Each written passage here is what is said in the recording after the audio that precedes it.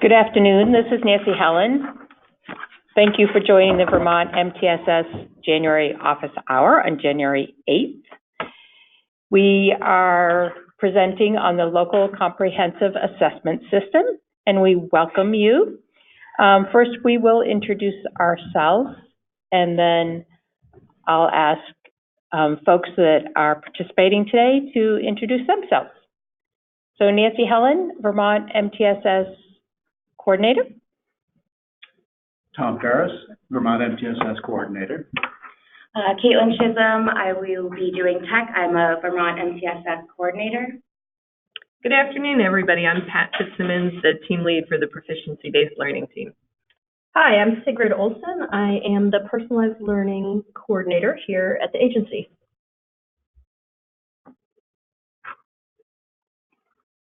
So I'm going to ask you to introduce yourself, and you can raise your hand, and Caitlin will unmute you. If you're with a team, please have the team introduce themselves or introduce your whole team.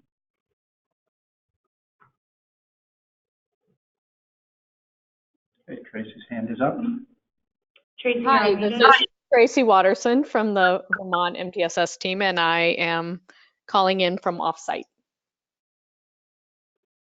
Thank you.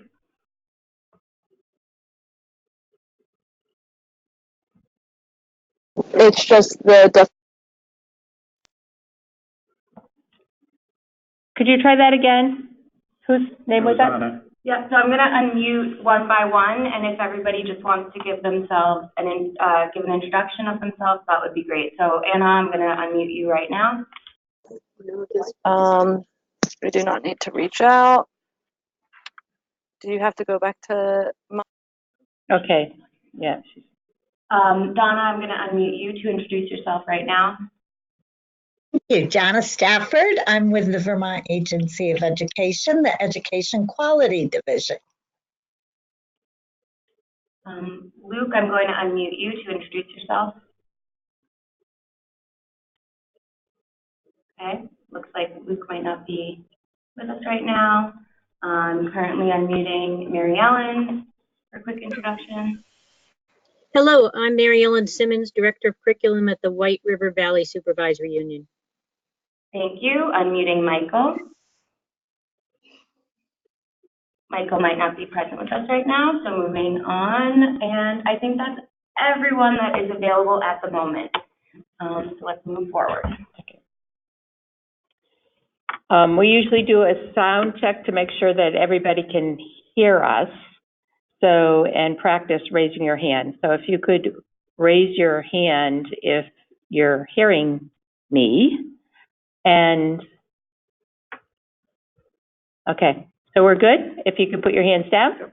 And if you find the chat box that you can ask questions during this presentation in the chat box, and we'll be having times for questions near the end.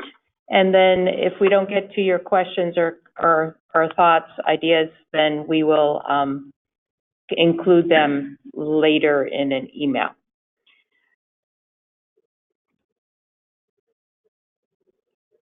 So we are going to start off with our first question.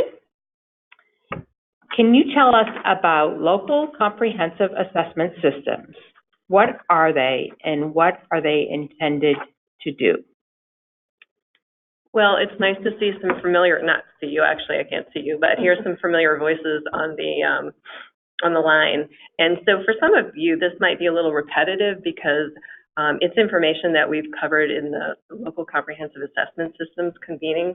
So I just wanted to share that. But before we start talking about what a comprehensive assessment system is, we want to go back to that question in the beginning and have people type in the chat box.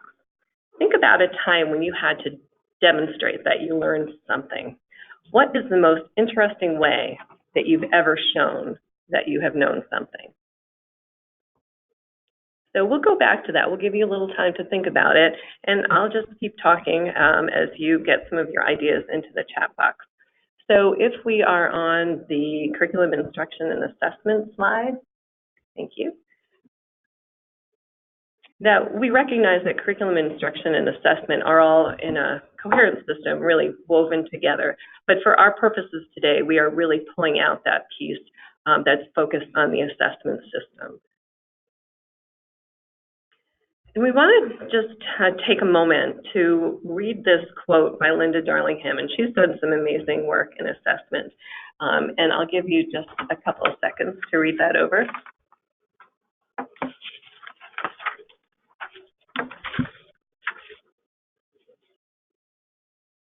So local comprehensive assessment systems aren't just about content and concepts, but it's also really important to think about those higher level cognitive skills. In Vermont, we refer to them as our transferable skills. And I love it that Linda calls it out here, those critical abilities, such as communication, collaboration, modeling, problem solving, reflection, and research. And the importance of assessments being valid and reliable, that they really assess what we want them to assess and we get the information that we need.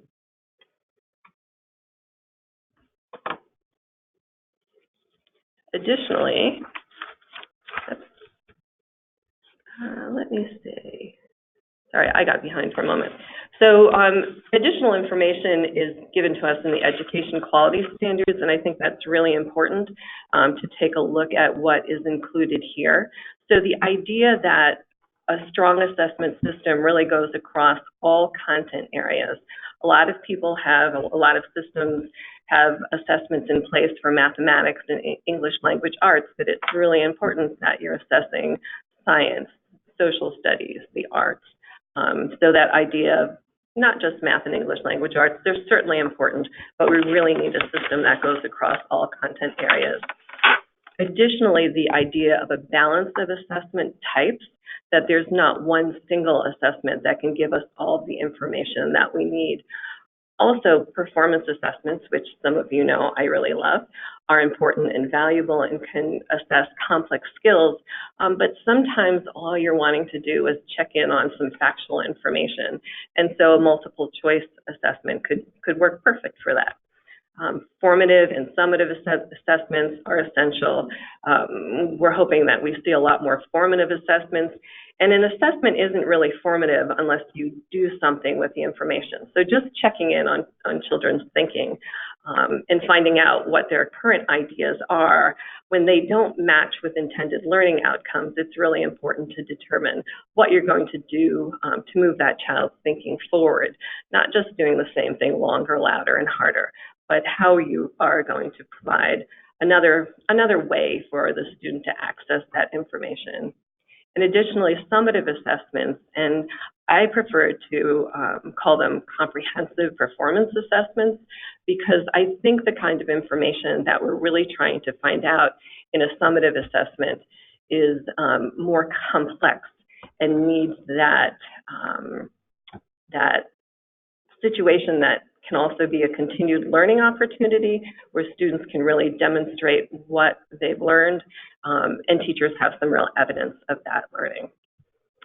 So we'll keep going on to decisions about students and progression, that unless we have a strong assessment system in place, it would be really hard to, at the end of a student's career, say that this student has really gained all the knowledge, skills, and abilities that they need to be successful once they graduate from high school. And, you know, that's our intent. We want our students to graduate and be able to move on and to pursue a happy, healthy life and career. In terms of personalized learning plans, I'm going to turn that one over to my colleague, Sigrid Olsen, since she's our expert on personalized learning plans. Hi, everybody. An interesting thing that, that EQS says about our local comprehensive assessment systems is that they should inform the development of personalized learning plans as well as student support. I was just sitting here looking at this list and thinking that, you know, a lot of these would be, you might see in other local assessment systems in other states. This one is probably unique to Vermont or maybe a couple of other states that really emphasize personalized learning. We will talk a little bit more towards the end of the session today about the connection between local comprehensive assessment systems and MTSS and PLPs and how those connect together. And in addition to that, what other resources we have for you all about PLPs.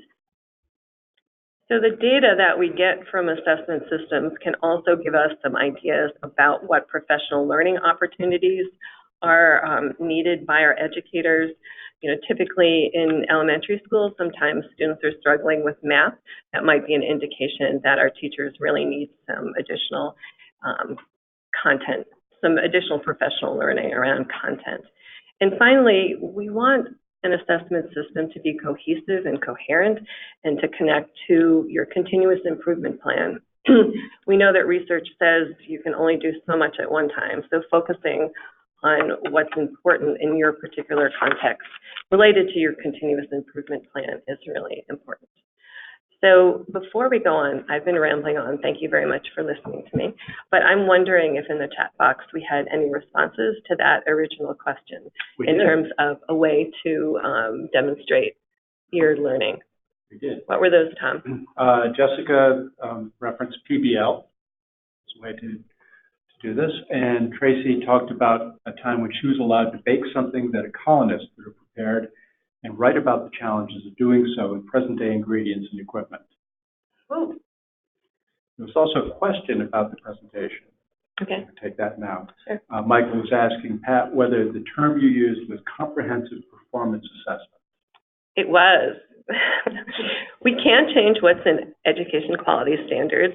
Summative tends to imply that there's an end where, you know, this is the end of what we're learning, where if we take that and kind of change it a little bit into comprehensive performance assessment, which is really that opportunity to pull together everything you've learned and demonstrate what you understand at this point in time. And it fits into a diagram that I shared before and will share in this presentation about the backbone of a local comprehensive assessment system. Thank you, Michael, for the question.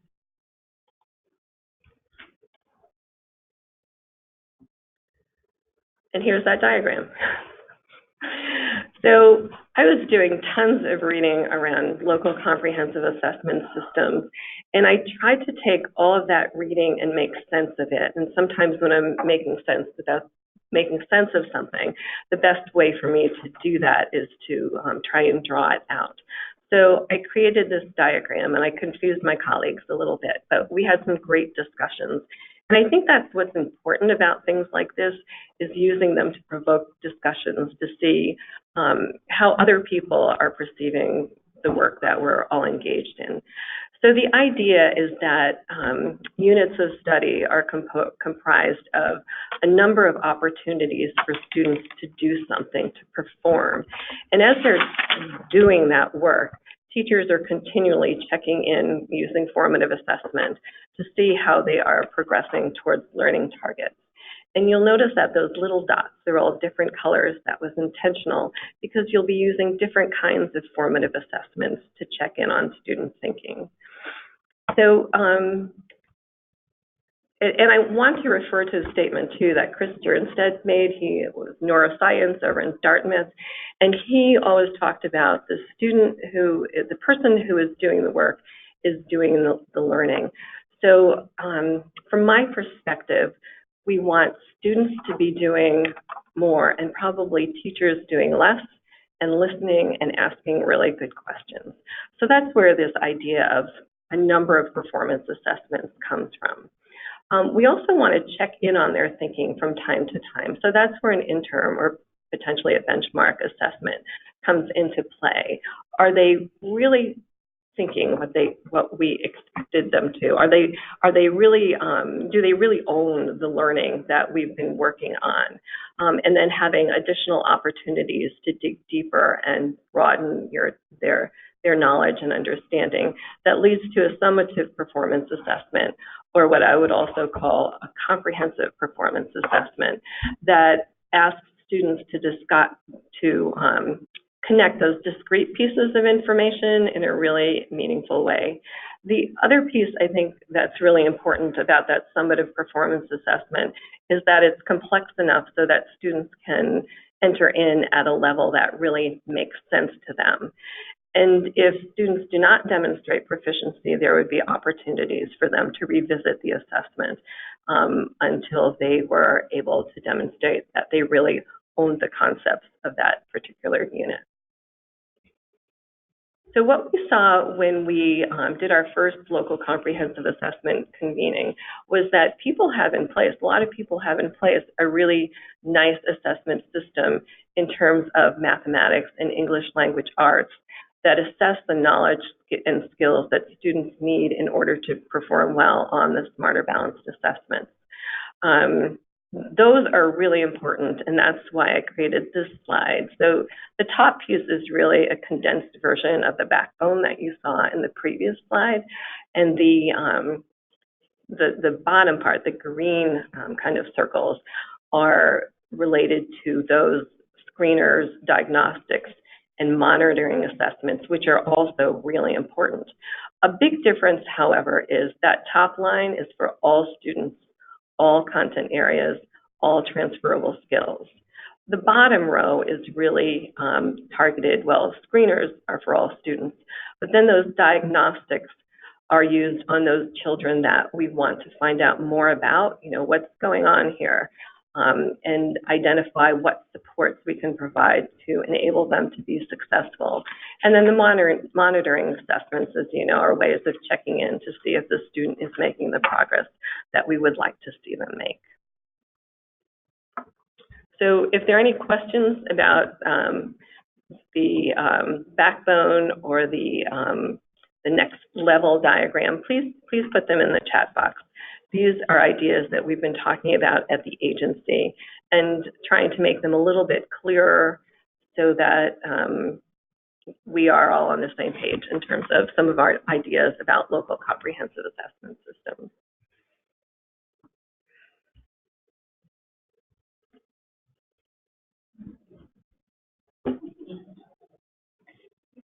So we have a question. It sounds like local comprehensive assessment systems are challenging to create. Why are they important? Great question, Nancy. So we had a poll that we were going to use. Is our poll up and working for people? Because we asked that question of educators in the convenings, and we are curious to see what people who are part of this session are thinking also. I think that the poll should be linked into the chat box. Is that the case? Maybe you can launch it here. Let's see. So we're I'm having going to press launch. So either a poll is going to be launched. Select the poll first. Pull down the drop down arrow. There. Yep. All right. So if you guys could participate in this poll, that would be great. We have collected this information from participants in our local comprehensive assessment system convenings, and we are curious which of these, if you had to select one, which of these do you think are you finding is the most difficult in your local setting? And we'll give you a little bit of time to click on your answer, and then we will show the results of the poll.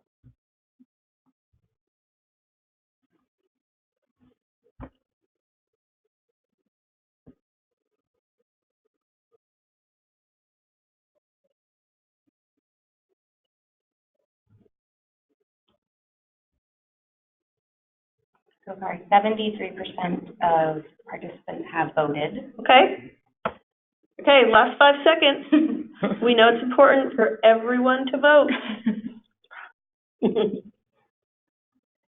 All right. I do see a question. Oh, no. Let's see what we got. Okay. Can we work the magic?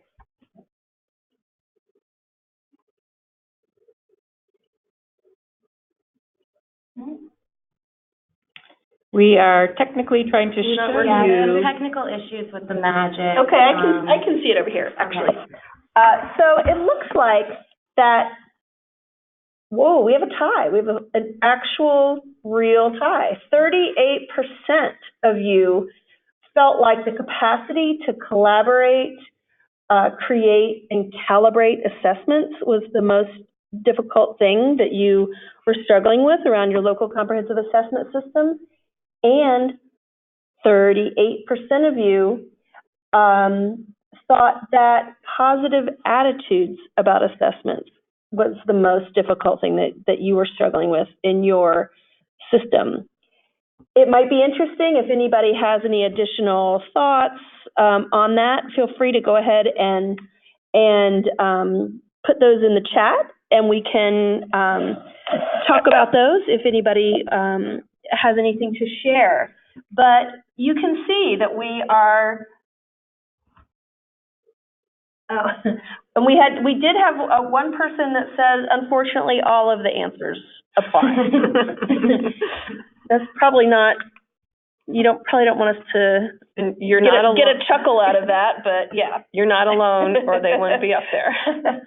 We actually, I think our technology was limited to selecting one answer, so it's a rudimentary poll. I think the attendees are now taking a quick look at the poll results. Oh, they are. Okay, good. There they are, Good. right there. Yeah, there they are. There's our results. So you can see that these aren't really necessarily new issues, or probably not issues that are that shocking. But we do know that local comprehensive assessment systems are big, and they're complex. There are attitudes that have gone along with assessments for a while. We're really excited to be working on this in our local comprehensive assessment convening series, and we'll talk a little bit more about that later. So we get to the point where we say, if this is the case, why bother?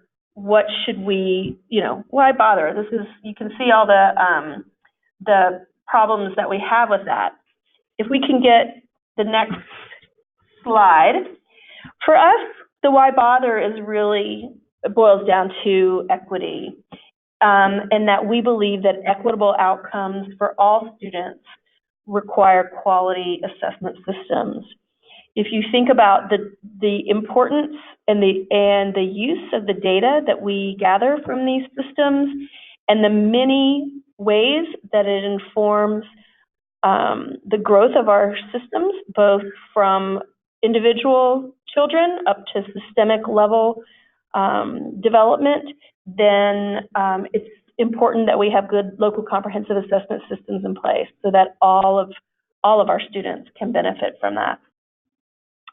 And so related to the idea of equitable outcomes, we do have a theory of action in place that some of you may have seen. It was in the Act 173 technical guidance document that came out in August, I believe. And once again, it focuses on a balance of assessment types, the idea of student proficiency and enabling all students to meet proficiencies, clearly communicating performance criteria, and the importance of communicating student progress. If we can do all of that, then our hope is that we'll really enhance the effectiveness, the availability, and equity of services provided to all students. So the idea is really, how do we create systems that look at the strengths that students bring, as well as the challenges, and provide supports to help those kids who are ready to fly, let them fly, and for those children who have some challenges, give them the support they need to be successful.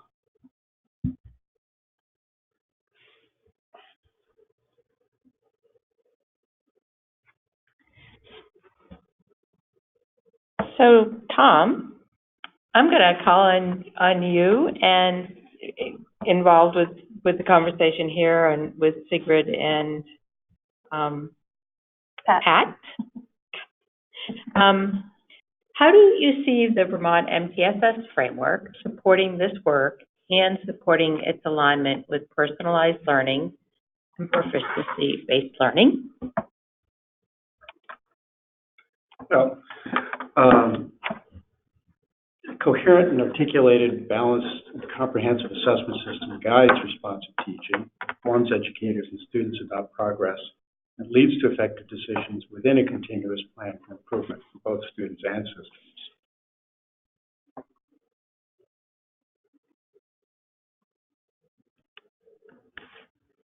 And Pat, do you want to further comment on that?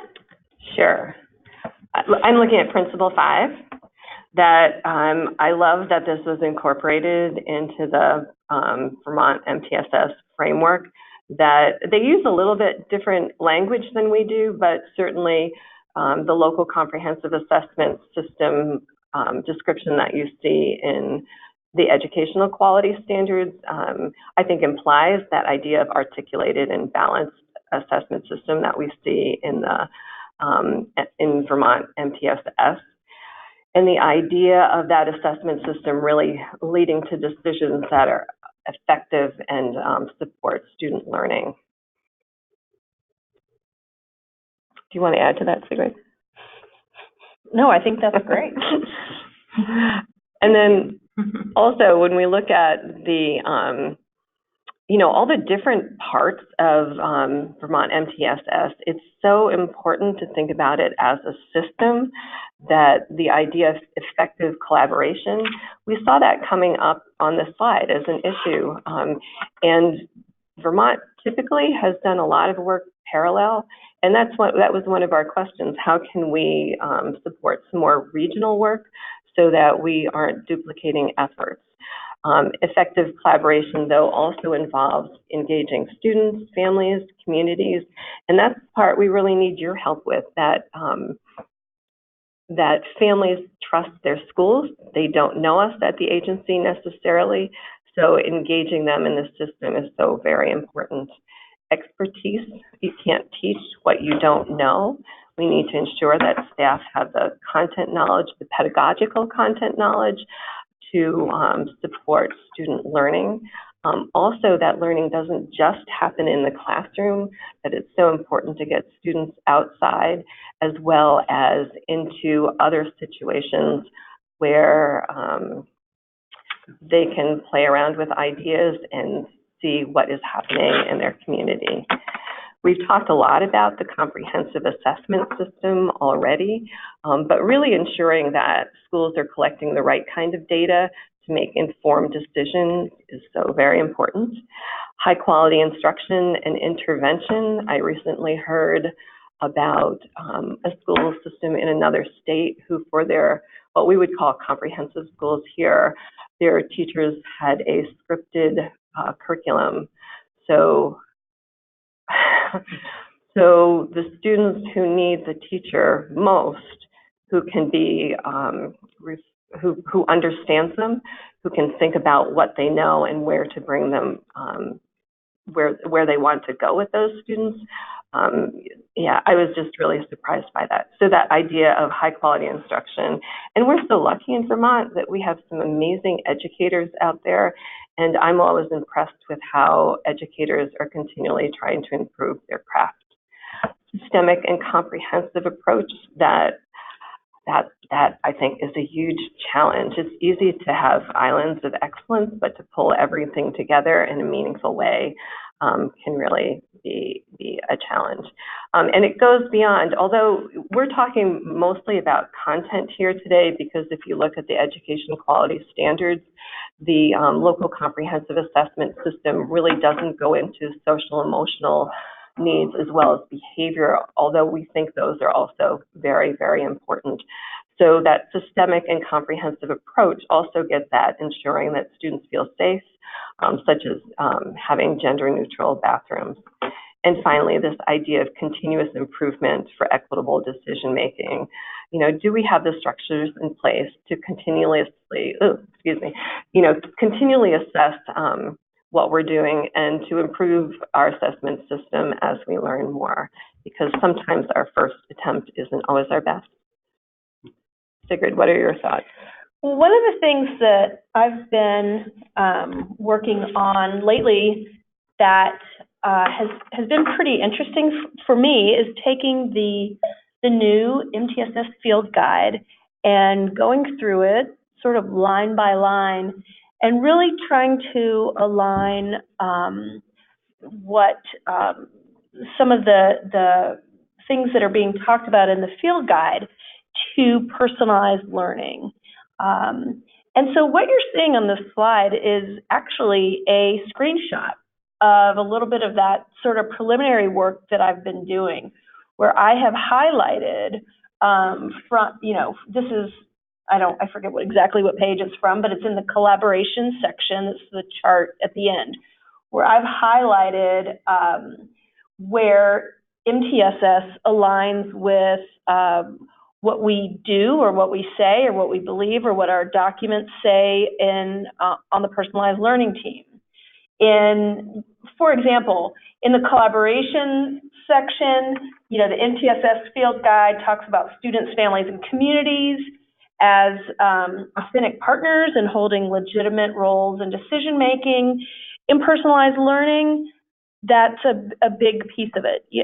You all probably know that when discussing PLPs, for example, Act 77 specifies that a student's, parents or other adult figure should be involved in the personalized learning planning process for that student and have interaction with the educators around that.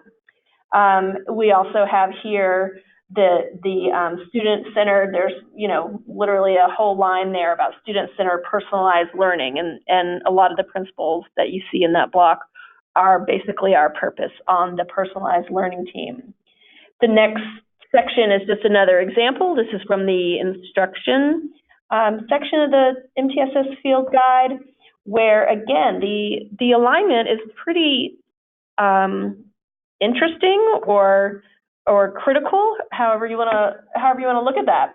This section is talking about engaging instruction, increasing student voice, relationship building, flexible pathways, student-created goals. All of those are things that we also basically spend all of our time working around on the personalized learning team. And they really align with what we have identified as our 5 essential attributes of personalized learning, which are personal relationships, flexible pathways, learner profiles, proficiency-based progression, and student agency. So it's pretty interesting for me to go through the field guide and to really start making these connections between MTSS and personalized learning. One thing to think about that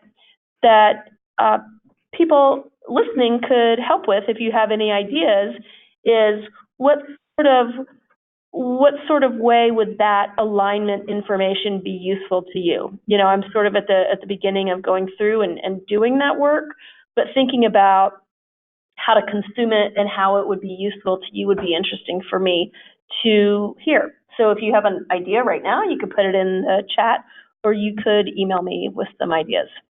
And Sigrid, I think the really important thing is that these aren't different initiatives, Right. that they're all really Right. connected in a meaningful Yep. way and interwoven. Yep. So the system of layered supports, some people say, proficiency-based learning, well, haven't we always done that? And I think our intent has been to always do that. What teacher does not want all of their students to succeed? The reality, however, has been that some students have been more successful than others. And so I love how MTSS has a system of layered supports, which is all aimed at helping all students to become proficient. So this is just another connection between MTSS and the work of proficiency-based learning.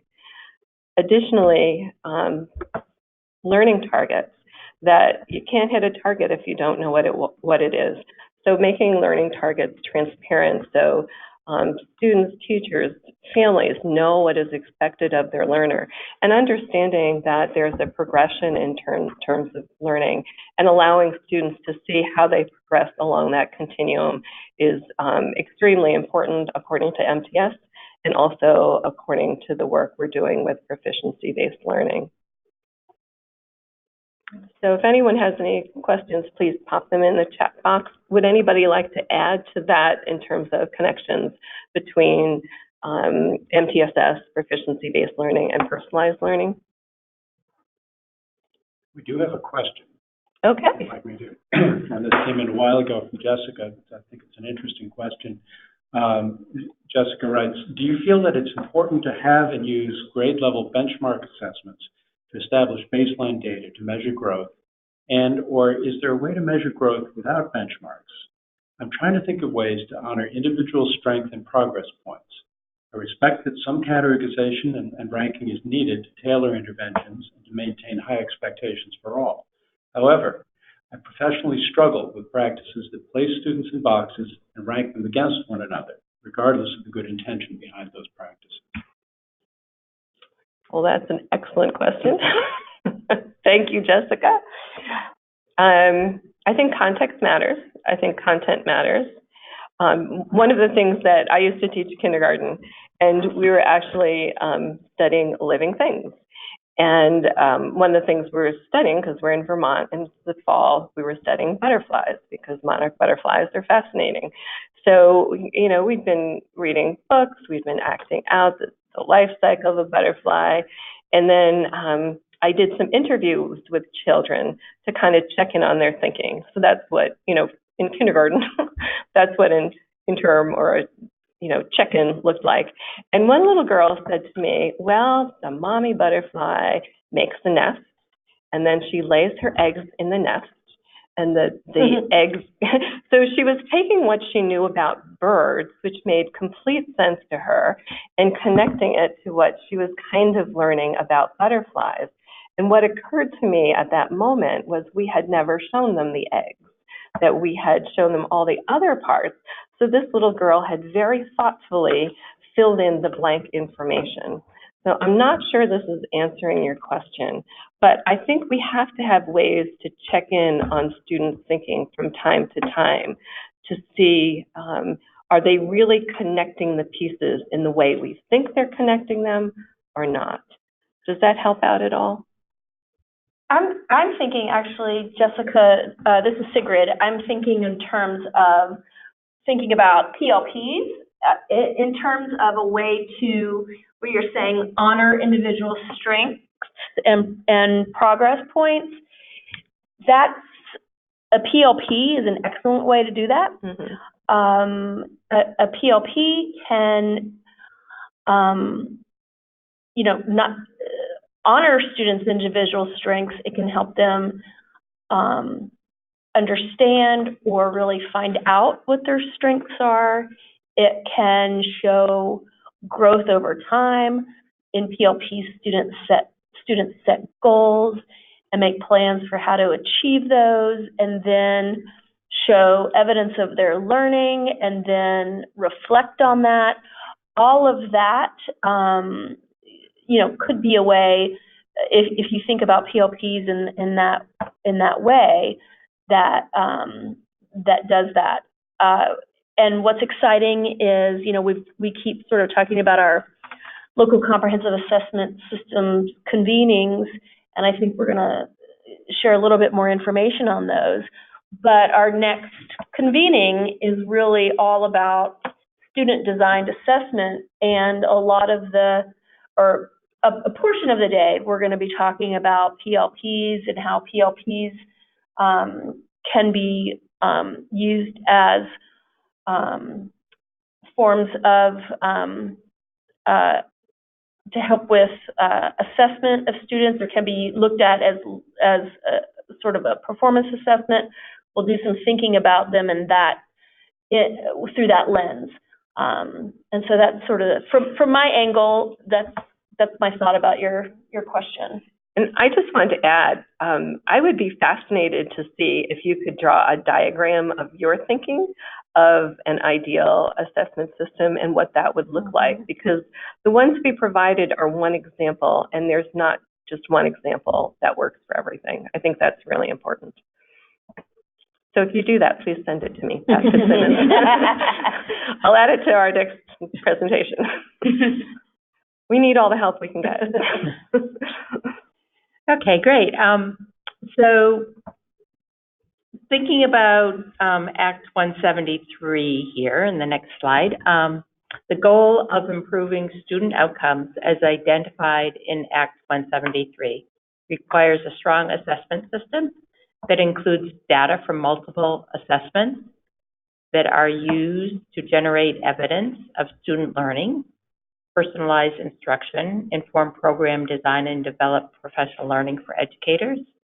What professional learning opportunities and resources is the Agency of Education providing? And coming back to you, Pat. So we are having 4 local comprehensive assessment system convenings over the course of the year. We've already had the first 2. The first one was on the big picture of local comprehensive assessment systems. And then the second one was going deeper into performance assessments. We are looking forward to the 3rd convenings, which are coming up in February. And those are, as Sigrid was talking about, focused on student-designed assessments and connections to PLPs. The 4th convening, we hope, it'll probably be tying up some loose ends to what have we learned, what questions do people have. So there'll be some of that, I think, but we're also hoping that people can share some of the work that they're doing in their own systems at that 4th convening.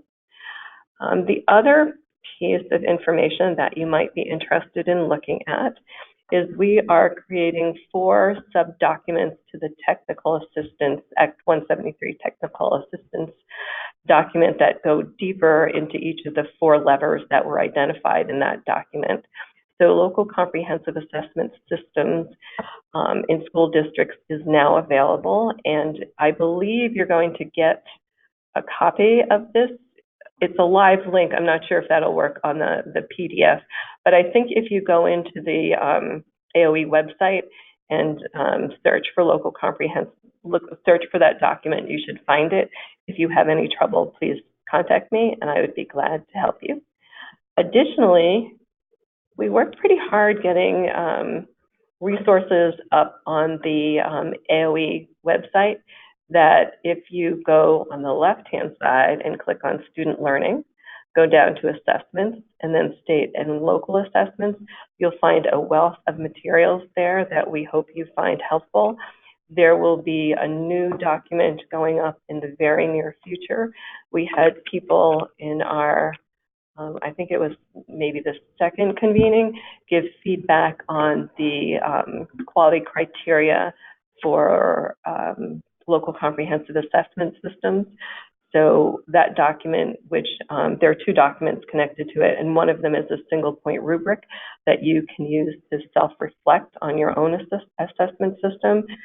It is also a Word document. It will be a Word document, so if you want to modify it, because there are 13 different criteria, that's a lot. If you wanted to just have your folks look at 5 of them, you could do that. And then let's see, Sigrid. Oh, no, you got one more, I think. Oh, no, I did. Oh, you did that one? Oh, sorry. I want to talk a little bit about the resources that we have around personalized learning and PLPs. I'm facilitating a year-long PLP course, which is based on a pilot course that we did last year that Luke was kind enough to attend. And so I've taken that and expanded on it. Michael is hosting us, so it's glad to see that you guys are on this webinar. And we have 10 half-day meetings throughout the year, where really the emphasis is on connecting PLPs to curriculum and instruction, so that we're looking at PLPs as not a thing that is separate from a student's day or classes, but that is fully integrated into a student's different classes that he or she is taking throughout the day.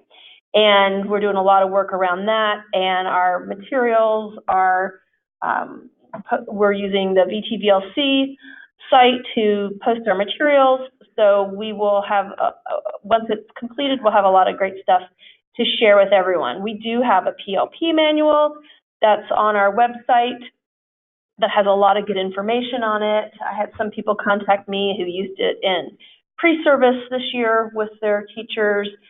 I've created some really cool sample PLPs working with some external learning providers like Vermont Arts Council, Vermont Historical Society, that I am sharing through different means. They're not on our website yet, but hopefully those will be up soon.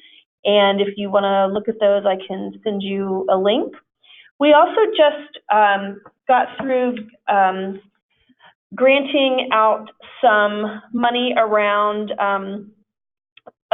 grants that were specifically targeted to link PLPs with curriculum and assessment. So we have some of that work going on around the state that we'll be able to share with you once the grants are finished. And again, we also have a personalized learning webpage that we have a lot of materials on. I'm also participating in the local comprehensive assessment systems convenings, which I think is really great. So because we're making it a combined effort between our personalized learning team and our proficiency-based learning team. So that's exciting.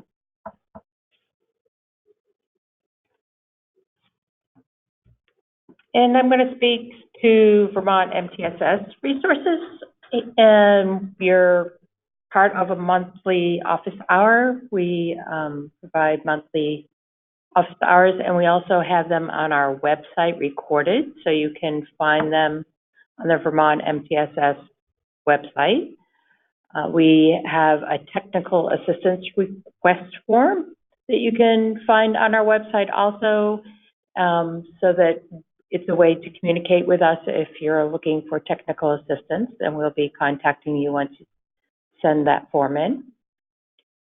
We have early learning and secondary MTSS networked improvement communities, and we are going to be starting the secondary network improvement community soon. The early learning has been ongoing, and through other communications, we use Vermont MTSS web pages. We update those on a regular basis. We have an MTSS listserv. We also use the weekly field memo to put out information. And we also are using social media.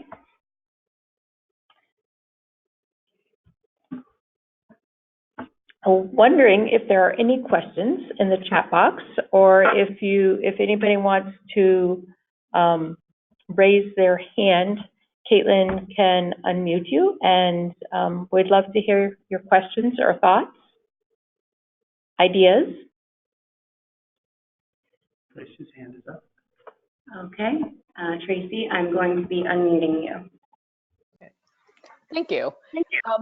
Earlier, when Sigrid had asked if there were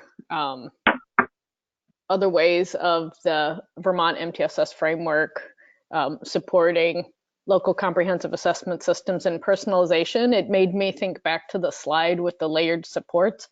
And one of the shifts in our thinking around the field guide with the new revision is taking those supports for students that traditionally were more school-centered and centered on the student within, like outside of the general education classroom, to show that not only can students get multiple supports at the same time, be they academic or non-academic, but if you think of that purple rectangle that's at the bottom of the image as being the general core instruction taking place, you'll see that some of the supports take place outside of that general education classroom, and we even look at it as being outside of the school day or outside of the school setting. So it could be a flexible pathway, like a work-based learning environment, like it.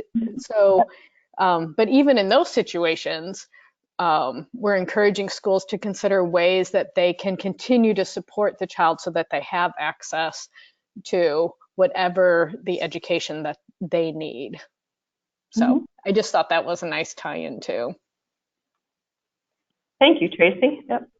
That's great. You know, one of the very beginning lines of Act 77, and I don't have it up right here, so I'm going to paraphrase, was really stating the purpose of Act 77. And one of the purposes from the very beginning is to help students who need additional support. And when we think about ways that students learn, you know, you might not learn fractions very well sitting in your classroom, but you might really learn and understand fractions if you build a chicken coop. So I think that that's a great point that Tracy's making, and I think that considering that, you know, personalized learning and flexible pathways and for students who might be struggling in some way is an important thing to do. Tracy, I unmuted you in case you want to. I was going to say, no. In case what? I'm sorry, Caitlin. In case you just had to respond to what Sigrid said, or are you all set? I think I'm okay. Okay, great. Making sure. Okay, does anybody else have a question or a comment? Or an idea?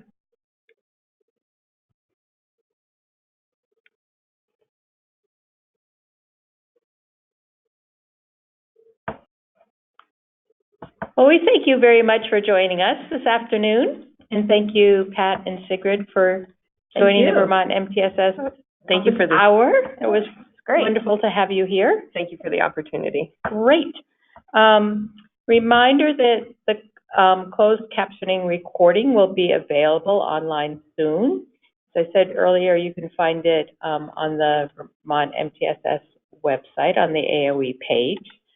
And you also will be getting an evaluation via your GoToWebinar. So if you'd please fill that out, it's helpful for us. We're looking for ideas, what works best, and how we can best engage folks in office hours.